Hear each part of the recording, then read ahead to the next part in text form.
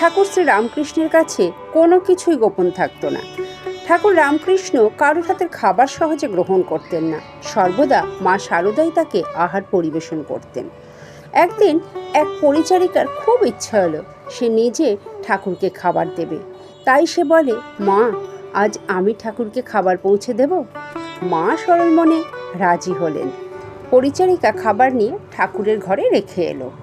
ঠাকুর আহার করতে শুরু করলেন, কিন্তু এ কি, খাবার তার গলা দিয়ে নামছে না, গলায় যেন কাঁটা বিঁধছে। মাকে জিজ্ঞাসা করলেন, এ কোন খাবার? এটা তো তোমার দেওয়া খাবার নয়, কার হাতের খাবার? মা তখন সব জানালেন। ঠাকুর বুঝিয়ে দিলেন, মানুষের চরিত্র আর ভেতরের সত্য আর অসত্য তার কাছে সবই উন্মোচিত হয়ে যায়। কিন্তু মা যে সকলের মা, সন্তানের আবদার তিনি ফেরাতে পারেন না। তাই মা শারদা ঠাকুরকে বললেন এক গভীর সত্য, আমাকে যদি কেউ মা বলে ডাকে আমি তাকে না করতে পারবো না। এই গল্প আমাদের শেখায় ঠাকুরের কাছে সত্য কখনো লুকোনো যায় না, আর মায়ের স্নেহ সে শাশ্বত এবং শর্তহীন।